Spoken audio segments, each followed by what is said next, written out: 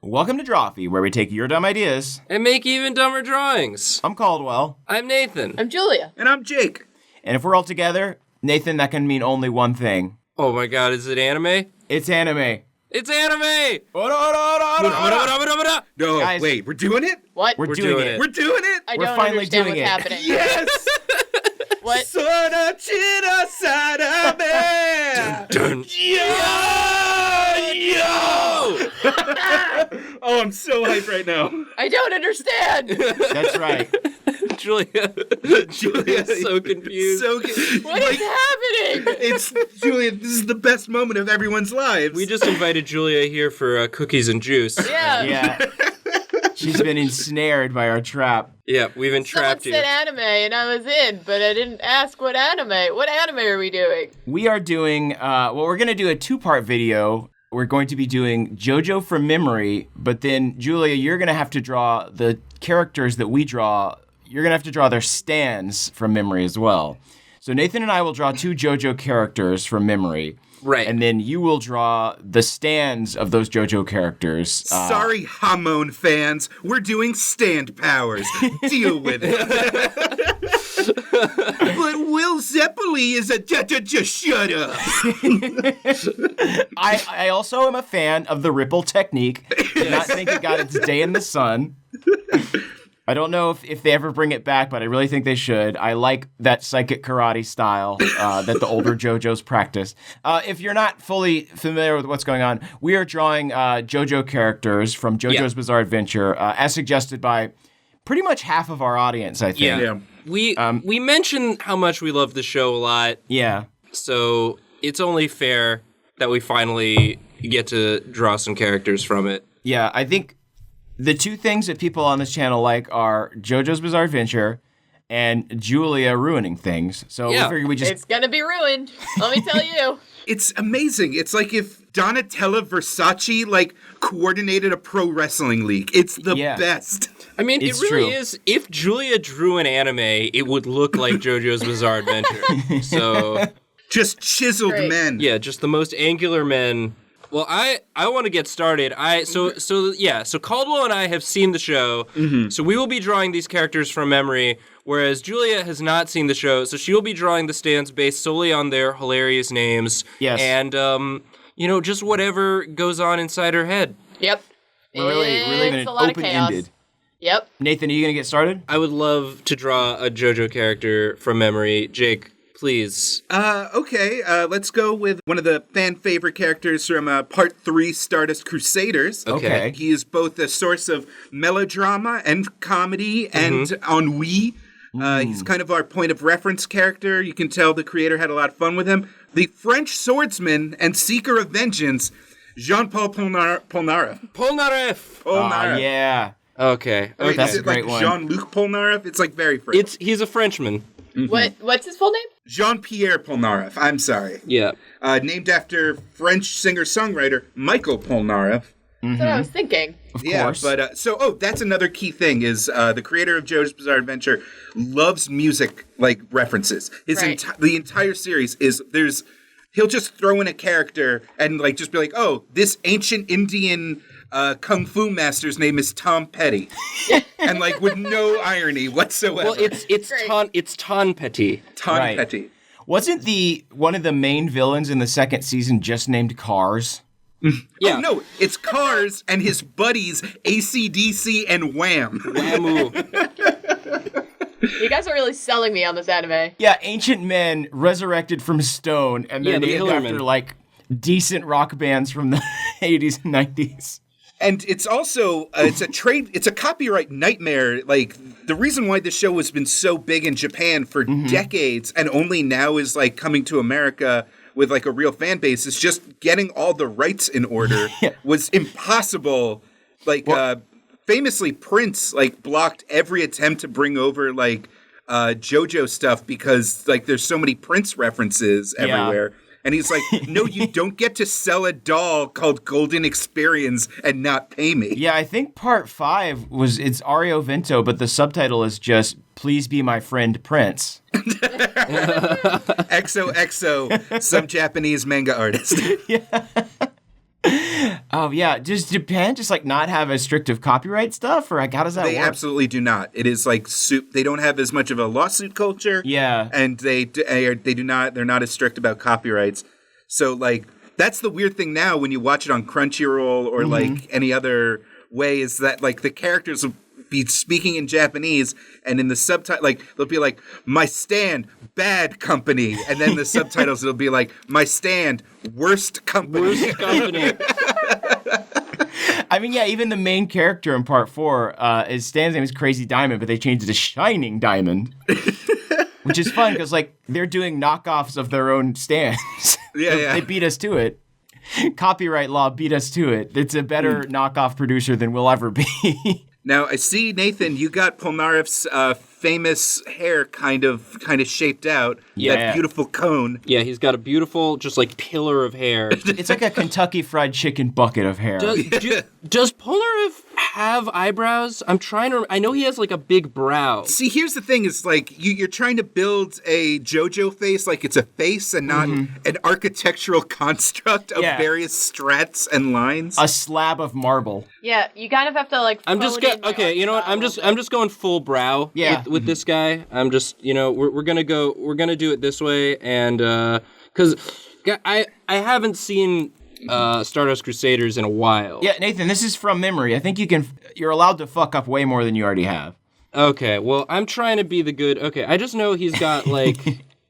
You're trying to be the good art boy so that I can be the worst art boy. I appreciate that. You've drawn Guile. You've drawn Guile with earrings, and I like it. I mean, Guile is Polnareff. Like, technically, Polnareff came first. Yeah, it's crazy how many things were inspired by JoJo that I didn't know about. I mean, essentially Persona 4, the entire Persona game and series, for the most part, is just ripped off of JoJo, which I did not realize until after I watched JoJo. Because, I mean, it was like, I'm trying to think of like a similar like cult phenomenon. Because like JoJo was never like the big moneymaker like, Dragon Ball or One Piece or anything like that. But like among the dudes that like really liked manga and liked just like cool fight scenes, like JoJo was their favorite. Well, because I mean, the anime is really good, but if you look at those manga panels, they are juicy. Just the way that he uses sound effects and like just builds the panel and the page, it's just so dense. And like his faces are always so like, there's just a lot to chew on in there. And like, it's honestly amazing that they were even able to make it into an anime, because he's basically breaking the spine of every one of his characters in every pose they do and every drawing. Oh yeah, I need to do more of that with this. Nathan, I was going to suggest that you really just like, just break it. Just break that model. Just break this man. Yeah, you're really giving me a lot of clues for when I have to go up, and I'm terrified. Even, like, I'm more terrified now that I have clues than I was before this. And I will say, Nathan, one thing that you're not doing... Okay, there we go. Yeah. Oh, we just got fabulous. I love that in part 3, the artist just decided, I'm going to make all the shoulders into tires. Hey, what do men look like? They're a pile of tires, right? A pile of fabulous tires? This is my story. Hi, Shonen Jump. This is my story about a bunch of big, beautiful truck men that go on a journey in the desert to save their great-grandfather's body. What conflicts? To kill their great-grandfather's body. To kill their great-grandfather's body. To save their mom?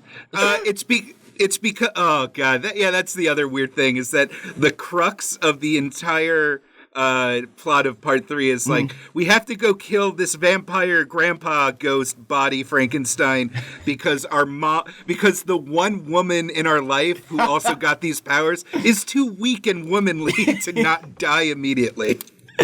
It was the 80s. Yeah. It's just such a... I'm thinking about it in the abstract now, and the plot of part 3 is this kid's grandfather shows up and says, hey, your great-grandfather's body got stolen by a vampire. Come to the desert? Excuse me? Yeah. I feel like Araki tried to isolate his audience over and over and over again, and it just never worked. They just they were just hungry for it. Yeah. I mean, by the time they stop this globe-trotting vampire hunt and just settle on, like, pastel Twin Peaks. Yeah, like Tiny Town Murder Mystery. Yeah.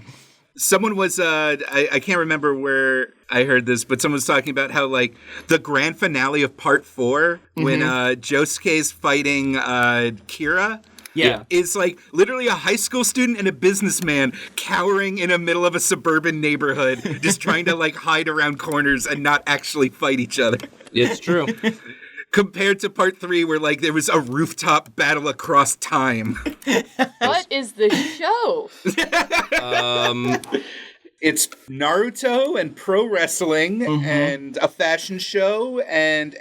I want to say that I've watched a single episode of JoJo because everyone's talking about it so much, and I watched the first episode, and it was all about this guy's dog being dead. Yeah. It took him a while to find his voice. I mean, because it starts off as like basically a Castlevania ripoff almost. Yeah. And then he starts injecting more and more just hypersensual fashion elements into the show. And it pays dividends, I would say. Yeah, it's an investment. The show's an investment. Totally. I've got to stop drawing this beautiful man. Yeah, what are you doing, Nathan? I got to get in here. Yeah, it's been so long. I fell asleep. This has got to be like 2 episodes. Probably, yeah. All right, well let me see what Polnareff actually looks like. Yeah, no eyebrows. I didn't accentuate the brow even as much as I needed to. Yeah. I thought I was over accentuating it. I also forgot he has like a mullet thing going down the back. You just gave him like a nice little chef's hat of hair. Yeah. Oh gosh, his face is so long. You made him more beautiful, honestly. Julia. Yeah. You got to draw his stand now. So, within the world of JoJo's Bizarre Adventure, most warriors have a stand, which is this psychic manifestation of their warrior spirit that's capable of various abilities. Okay. And Polnareff is based on the tarot card, the Chariot. So he is the Silver Chariot. Yeah, in Stardust Crusaders, they're just colors and tarot cards. Yeah. And then in Diamond is Unbreakable, they're like, we're just going to name them after bands. Yeah. Bands and songs. And this is super key. The names of the bands and the songs have nothing to do with the design and power set of the stands. So I shouldn't take the name as a hint? The only thing I have as a hint is something I should not take into consideration? Yes. Yeah. Great. If you think of a French warrior, like the most classic, austere example of a French fighter, I feel like you'd be on the ball. In addition, one last hint is that all of these stands, they kind of break down into 2 categories of design. They're either buff, weird spirit shaman-looking men, or they're strange buff robots. They're always buff, but they're either like robotic or kind of vaguely spiritual. Does that make sense? Yeah, you know what? It's enough of a hint to say that Silver Chariot is a French buff robot. Yeah. French Buff. robot. Can I quit? Julia is walking out the door. The first thing that you give me as a JoJo thing is something French. Yep. It's true. We're really dropping you in the shallow end here. So already you're just showing me up by drawing An even better, beautiful man face. There is one strength I'm going to have in this episode, Gotta use and it's it. the strength of my man faces. That is the most anime sentence you've ever said. The strength of my man Julia, faces. I believe in the strength of your man faces. I mean, you're already way off, and yet it still feels like something that could exist. In the universe. You were channeling this show that you've never, this series you've never seen before. That is in a bizarrely like good way. Anything you make will not be as weird as something that actually happened on this television show. That's what's so wonderful about it is, when we do Pokemon, there still seem like there are rules that they follow. Like, even after all of these, there's an ice cream cone, sure. But, like, in JoJo, there are no rules. Every episode establishes its own parameters. Yeah.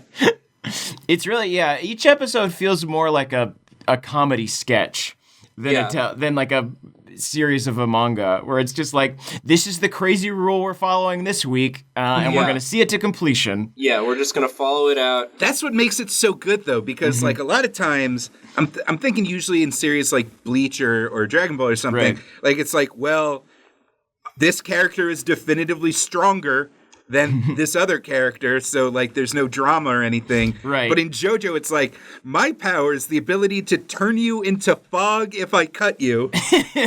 But only if you're scared of me, or some like weird rigmarole. I can turn you into paper, but only if you display to me what your tell is for when you are afraid.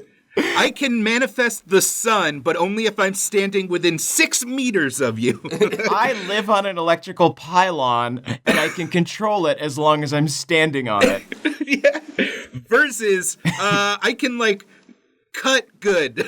There's never like, it's never definitive. Yeah. I think that's why I like manga and anime so much, is because there is like, even when a show does have super powered people, and I think this is why I enjoyed Hunter x Hunter so much, is because it's like, it's more about problem solving. It's all about like using your unique ability to problem solve. Yeah. And that's what these shows are at their best. It's a lot of talking through battles. Are we not going to talk about the hair that Julia drew? Are we just going to let that fall by the wayside? I mean, Julia knows French style better than we do. It's true. Mais oui, baguette. I like how, Bouffant. I mean, she left it open, so like there's more stuff it can do. I wanted to see exactly what we were looking at. Because right now it looks like the top of like a brioche. Yeah. I tried to think of what the Japanese would think that French people, because every French character I've seen in anime is just ridiculous. Right. So This does look like you've drawn, essentially, if we're going with the robot idea, this is just like French Data. Silver Chariot just like is just a real buff ass Brent Spiner.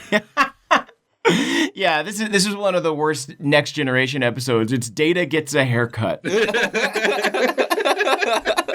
Well, he just goes into the holodeck and he can get any hairstyle he wants. So it's just a fun montage. See, here's the thing. Julia has the design like off, but the pose spot on. Yeah, the pose is good. You just nailed that pose. I was getting hints from before. You said something about dynamic poses. Broken spines. Broken spines, yeah. I will say, Julia, he does have a weapon. So Can I assume it's a saber?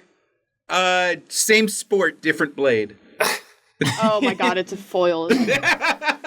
Oh my god, they always choose the same bits of France! En garde, melee, et poke. All right. I Petit see four. Japan. Liberté. Do you guys know, this is a crazy little trivia, this is exactly what the T-1000 was supposed to look like.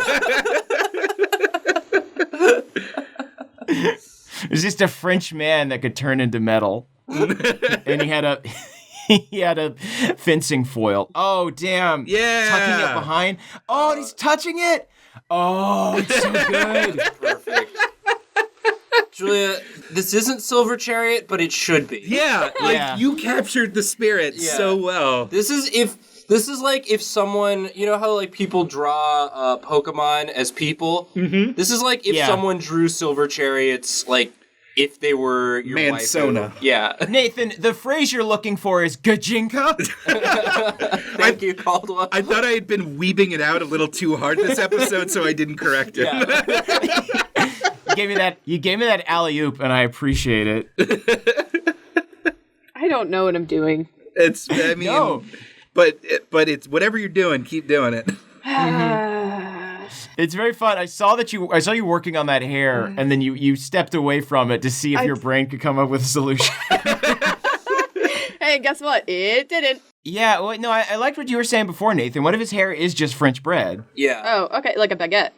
Yeah, it's just a big baguette. Julia, do you have experience drawing baguettes? Yeah, like one of the memes, I guess, that arose from JoJo was the main character wears a hat that somehow just kind of morphs into his hair. Yeah. So this is very on point because like this is just hair that starts as hair but then becomes a baguette. He becomes bread. And it's very on brand for the JoJo universe. God, this is so good. Well, it's on brand. It's also on brand because. Hey. Come on, my friend. This is a professional show for the internet. You guys told me I would be drawing anime, not ruining the history of my second country. 2-for-1 deal. The president of France is going to personally come over to my house and take away my passport. Julia, you have, how you say, disrespected us for the last time. Oh wait, he's a robot, so Yeah, can we get some robot stuff? Yeah. Oh, nice. Okay, he's got some bolts sort of in the side of his face. He was assembled with a screwdriver. We know this. Julia, I feel like this is for sure going to be a character in the next arc. Yeah. Yeah.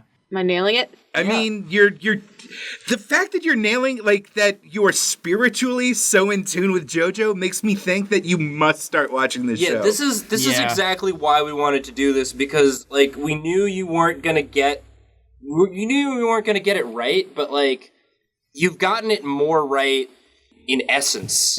Yeah. You understand the show better than we do, having never seen it. This is the best version of Silver Chariot, I think, that there could be. Yeah. This feels real. Yeah. Well, Julia, let's show you what Silver Chariot actually Yeah, I want to looks see like. this. Uh-huh. So yeah, he's got a fencing flail. Oh, he's like a knight. He's like a knight I robot. see. When you said austere, I was thinking like whenever they pull from France, it's always like the Napoleonic, like beautiful suits. But I like this guy. Yeah. Well, he's Julia, cool. what they did was they broadened the scope even further and just made it all of Europe. Yeah. Yeah. He looks less French and more German. Yeah. That's actually pretty funny. Well, great. Julia, you've done it yet again. I was going to draw a character, but this has already been a very long episode. Let's go ahead and... Should we just do a part 2? Yeah. We should do a part 2. All right. Oh, wait, hold on. Does that mean we get to... Wait, no, yeah, somebody say something cool. Somebody say something impactful that we can continue on the next episode. Shit. What do we do? I'll be the round. I'll be the death. Now it's time for me to unleash my ultimate drawing technique. We're sorry. We're sorry.